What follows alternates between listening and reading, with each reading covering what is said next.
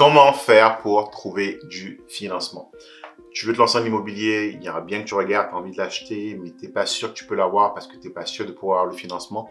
Ben écoute, dans cette vidéo, je te dirai exactement quoi faire pour obtenir un financement. Je commencerai par te donner aussi une liste de choses très précises que tu peux faire dès aujourd'hui, d'actions que tu peux prendre dès aujourd'hui pour aller chercher un financement. Et je finirai en abordant les cas un peu particuliers parce qu'il y a trop de mythes qu'on va démonter aujourd'hui, à savoir que les nouveaux arrivants ne peuvent pas acheter, les immigrants ne peuvent pas acheter, si tu n'as pas de mise de fonds, tu ne peux pas acheter, les travailleurs autonomes ne peuvent pas acheter. Tout ça, c'est faux, on va adresser tout ça dans cette vidéo. C'est parti.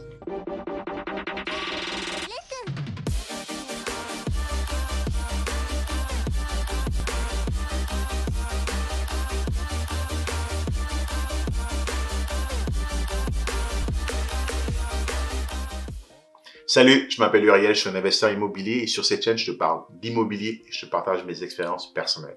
Mais tout d'abord, si tu es nouveau sur ma chaîne, pense bien à t'abonner et à activer les notifications pour être informé dès que je produis du nouveau contenu. Et je te demanderai de faire une deuxième chose, pense aussi à smasher le bouton like et à lâcher un petit commentaire parce que ça va nous permettre d'avoir une vidéo qui est mieux référencée sur YouTube, ce qui va nous permettre de toucher le plus grand nombre de monde possible. Alors c'est parti. Comment faire pour trouver du financement? D'abord, pourquoi il faut un financement? Parce que simplement, le gros avantage d'investir en immobilier, c'est que tu n'as pas besoin de tout payer à 100%. Donc, si tu veux investir en bourse, tu dois, la plupart du temps, tu as acheté pour 10 000 de Tesla ou 10 000 de Amazon, tu dois mettre 10 000 sur la table. La beauté de l'immobilier, c'est qu'au lieu de mettre 10 000, tu peux mettre par exemple juste 2 000 et la banque met la différence. On va ramener ça à une échelle un peu plus concrète. Tu vas acheter un bien, par exemple, de 500 000. Très probablement, la banque pourra mettre 400 000, voire beaucoup plus, et tu auras juste à mettre la différence. C'est pour ça que j'adore particulièrement l'immobilier, parce que ça permet finalement d'aller chercher ce qu'on appelle l'effet de levier, d'aller chercher des biens de plus en plus gros, sans forcément mettre beaucoup plus d'argent. Et surtout, ça permet de fortement augmenter ton rendement. Parce que si chaque année, le bien prend par exemple 10%, donc un bien de 500 000 qui prend 10%, tu prends 50 000, et que derrière, tu as juste eu à mettre 50 000 de mise de fonds, c'est-à-dire 10%, tu viens de faire 100% de rendement, c'est excellent. Donc, même si tu as le cash à 100% dans ta poche, ne le mets pas à 100% sur un bien, va chercher un financement. Puis, dans la suite, je te dirai comment faire pour aller chercher un financement. Donc, 3 étapes, ce que j'appelle l'ABC du financement. Donc, le A, c'est l'argent. Il faut une mise de fonds. Donc, la manière dont ça marche, c'est que la banque, elle veut protéger, elle veut se protéger. Une banque fait de l'argent lorsqu'elle prête de l'argent. Donc, elle veut te prêter de l'argent. Mais elle veut seulement te prêter de l'argent si elle a la garantie que tu vas prendre soin du bien. Et aussi si elle est capable de se baquer, de s'assurer. Puis la manière dont elle fait, c'est de dire, tu sais quoi, le bien, il vaut 500 000. Tu vas un peu en mettre de ta poche. Comme ça, si jamais un jour, tu décides de dire, fuck you, je m'en vais, je vends tout et je m'en vais. Au moins, même si elle se retrouve coincée avec le bien et qu'elle doit le revendre, même en le revendant un peu en dessous de ce que tu l'as acheté, elle ne perdra pas de l'argent parce que tu en as mis un peu sur la table. Donc, le but de la mise de fonds à la fin de la journée, c'est la façon dont la banque s'assure que son risque, il est diminué parce que tu contribues un peu. En anglais, on dit to have skin in the game, c'est-à-dire que tu es impliqué financièrement dans le bien et donc, par conséquent, tu vas en prendre soin. Mais surtout, tu ne vas pas disparaître du jour au lendemain en disant fuck you, je m'en vais. C'est vraiment ce que la banque veut éviter à tout coup. Donc, il faut que tu mettes de l'argent.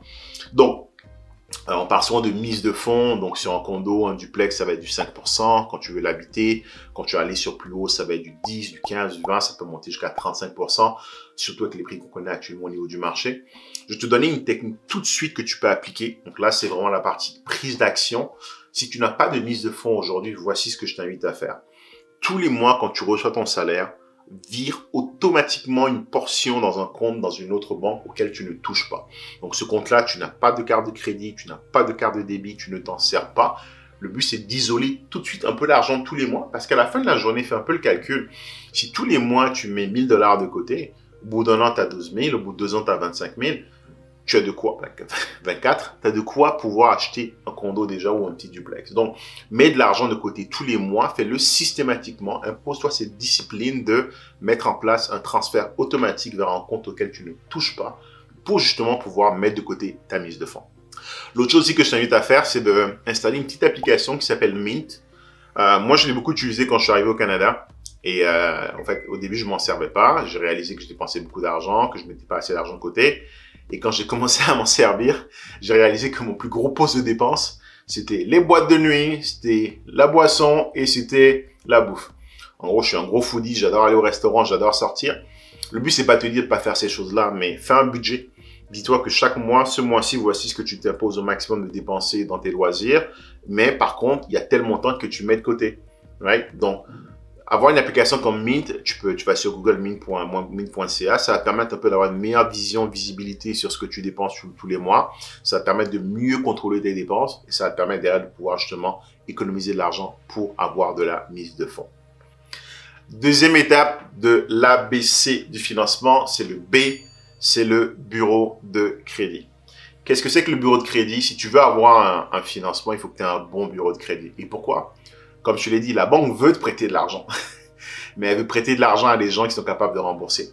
Elle veut prêter de l'argent à des gens qui ont des bonnes habitudes de consommation. Elle veut prêter de l'argent à des gens qui remboursent leurs dettes, qui sont responsables financièrement. Et comment est-ce qu'elle fait ça? C'est en consultant ton bureau de crédit, qui finalement est un registre dans lequel est indiqué tous tes manquements ou tes non-manquements d'un point de vue financier. Si tu avais oublié de payer ta carte de crédit, que tu étais en retard, si tu avais oublié de payer ta voiture ou ton char, comme on dit ici, tout ça va être dedans. Puis, la banque va regarder ça en se disant, écoute, est-ce que monsieur X, il est correct? Est-ce qu'il est clean? Est-ce qu'il paye ses dettes ou pas? Au début, moi, je suis arrivé au Canada, je ne savais même pas ce que c'était que le bureau de crédit parce qu'encore une fois, c'est des choses qu'on ne nous explique pas, mais qu'on devrait parce que c'est super important. Voilà un peu comme ta carte d'identité, comme ta carte d'identité financière, quelque chose qui permet à la banque de dire, ouais, ce gars-là, il est sérieux, il est clean, il paye ses dettes. Super important. Si tu n'en as pas, en fait, si tu en as, tout le monde a un bureau de crédit, c'est juste qu'on ne sait pas si on en a ou pas. Première chose que je t'invite à faire, donc là, je parle d'action concrète tout de suite, rends-moi ce service.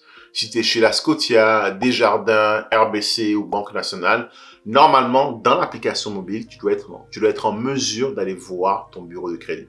Donc, va regarder c'est quoi ton bureau de crédit aujourd'hui. C'est un chiffre qui va entre 300 et 600, 300 et 900. Je te dirais que si tu es dans les 600, c'est pas top. Quand tu arrives à 700, ça devient de plus en plus assez bon. Puis en montant, c'est parfait.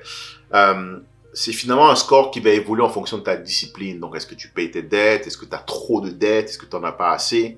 Puis, le petit message que je veux passer à tous mes compatriotes qui sont ici, qui viennent de l'étranger, qui sont immigrants et qui n'ont pas de bureau de crédit ou qui ne se soucient pas de leur bureau de crédit, c'est quelque chose qui peut vous faire très mal à l'avenir. Et je sais que dans notre culture, on a peur de la dette, on n'aime pas la dette, on trouve que c'est stigmatisant, que c'est mauvais, mais la réalité, c'est que la dette, c'est quelque chose de bien quand on s'en sert bien. J'aime souvent dire que la dette, c'est comme un muscle. Plus on s'en sert bien et plus il grandit. Donc, ce que je vous invite à faire, vous vous souvenez de cette carte de crédit que vous avez reçue dans votre boîte aux lettres ou cet email de la banque qui vous disait vous êtes qualifié pour une carte de crédit à 5 000 ou à 10 000, allez la prendre. Allez la prendre. Ça ne veut pas dire que vous allez vous en servir à outrance, mais allez la prendre parce que ça va permettre justement de renforcer votre bureau de crédit, de montrer qu'il y a un historique de paiement sur votre bureau de crédit qui va derrière lui permettre d'être meilleur. Donc, super important. Ayez un peu de dette. Puis quand je dis avoir la dette, ça peut être d'avoir une carte de crédit que vous payez tous les mois. Ça peut être d'avoir un téléphone qui est à crédit. Mais c'est important d'en avoir un parce que si vous n'en avez pas, voici ce qui va se passer. Le jour où vous allez vouloir acheter une voiture, vous allez avoir un taux qui est super élevé parce que votre bureau de crédit, il est pratiquement inexistant ou il est vide. Le jour où vous allez vouloir acheter une maison, la banque va vous dire, mais je suis pas trop sûr que je vais te donner un bon taux parce que tu n'as pas de bureau de crédit, donc je suis pas assez confiant. Donc, super important. Allez chercher l'information dans les applications dont je vous ai parlé. Scotia le fait, Desjardins le fait, je pense que RBC aussi le fait, parce que c'est aussi simple que ça. Ce que vous ne suivez pas, vous ne pouvez pas l'améliorer. Donc, prenez cette discipline une fois par mois de consulter votre bureau de crédit, de voir pourquoi il a baissé, voir pourquoi il a monté, qu'est-ce que vous pouvez faire pour l'améliorer.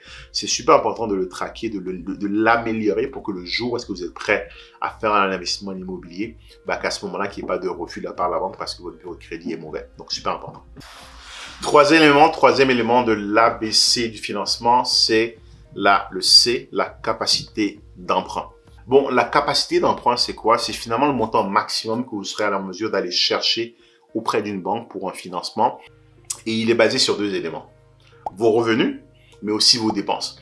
Ce que la banque va faire en fonction du type de bien que vous voulez acheter, la banque va se dire, est-ce que monsieur Stéphane, en fonction de ses revenus et de ses dépenses et des dépenses du bâtiment qu'il veut acheter, est en mesure de couvrir finalement les dépenses du bâtiment ou d'avoir ce qu'on appelle un ratio d'endettement qui est pas trop élevé. Donc, je peux pas entrer dans les calculs trop compliqués. Mais en gros, ils veulent pouvoir s'assurer que vous avez les moyens de supporter la dette qui vient avec le bâtiment, tout en continuant à supporter vos dettes personnelles. Donc, c'est pour ça que je dis que la capacité d'emprunt dépend effectivement de vos revenus, mais elle dépend aussi de vos dépenses. Il n'y a pas de secret. Si vous voulez avoir une meilleure capacité d'emprunt, qu'est-ce que vous devez faire? À ce moment-là, vous devez augmenter vos revenus. Donc, allez voir votre boss puis négocier. Ou sinon, conseil que j'aime bien donner, notamment, surtout en plein temps de pandémie, vous travaillez à la maison, prenez un deuxième travail, prenez un deuxième emploi, prenez un deuxième mandat. Vous êtes à la maison anyway, donc avoir 2 PC devant vous ou un PC, ça revient au même. Donc, moi, je crois beaucoup qu'il faut sacrifier un peu pour avoir beaucoup plus. Donc, s'il faut 6 mois pendant lesquels vous cravachez comme un chien pour avoir 2 boulots, pour augmenter fortement vos revenus, augmenter votre épargne, puis prouver à la banque que vous êtes en mesure d'aller chercher un plus gros emprunt, faites-le. Derrière, ce qu'il faut aussi faire, il faut combiner ça avec une réduction des dépenses. Donc, action concrète que je vous propose de prendre tout de suite pour pouvoir améliorer votre capacité d'emprunt. Déjà, c'est de la connaître. Donc, je vous invite à contacter mon équipe de courtier hypothécaire. Vous trouverez dans la description un email où est-ce que vous pourrez les contacter. Contactez-les pour vous dire combien vous pouvez emprunter. Donc, il n'y a pas de secret. Si vous voulez améliorer votre capacité d'emprunt, il faut que vous augmentez vos revenus et que vous baissez vos dépenses. Mais surtout, il faut que vous baissez les dépenses qui apparaissent sur votre bureau de crédit. Donc, l'ABC, tout est lié. Les dépenses qui apparaissent sur le bureau de crédit, c'est toutes ces dépenses que vous avez, notamment sur les cartes de crédit, qu'il faut que la carte de crédit n'est pas entièrement payée. Essayez de réduire ça au maximum. Remboursez la carte de crédit, remboursez la marge de crédit, remboursez le prêt que vous avez pris par-ci, par-là, parce que en réduisant ces éléments-là, vous allez vous offrir un plus gros coussin pour aller chercher une plus grosse capacité d'emprunt qui va vous permettre derrière d'aller chercher le bien de votre rêve et de rentrer dans l'immobilier. Bon, maintenant, je vais adresser l'éléphant dans la pièce, ce qu'on appelle les cas difficiles. Donc, les nouveaux immigrants, les travailleurs autonomes, ceux qui n'ont pas de mise de fonds. Premier point. Oui, on peut acheter quand on n'est pas résident permanent. Dans mon programme, j'accompagne actuellement des non-résidents permanents dans l'achat de leur résidence principale. Ça prend certaines connexions, ça prend certaines connaissances, puis il faut donner certains documents. Mais oui, on peut acheter. Donc, je veux vraiment démonter ce mythe qu'on a ici qui est de dire qu'on ne peut pas acheter. Moi, pendant les 4 premières années, quand je suis arrivé ici, j'ai rien acheté parce que je pensais que je ne pouvais pas. Si vous respectez l'ABC, donc vous avez l'argent, donc la mise de fonds, vous avez un bon bureau de crédit, vous avez la capacité d'emprunt, vous allez pouvoir acheter même si vous n'êtes pas résident permanent. Et si vous voulez en savoir plus, je vous invite à contacter mon équipe. On est spécialisé dans l'accompagnement de gens qui n'ont pas la résidence principale pour justement aller chercher un investissement en immobilier. Deuxième élément, c'est les travailleurs autonomes. J'ai déjà été consultant en TI, travailleur autonome.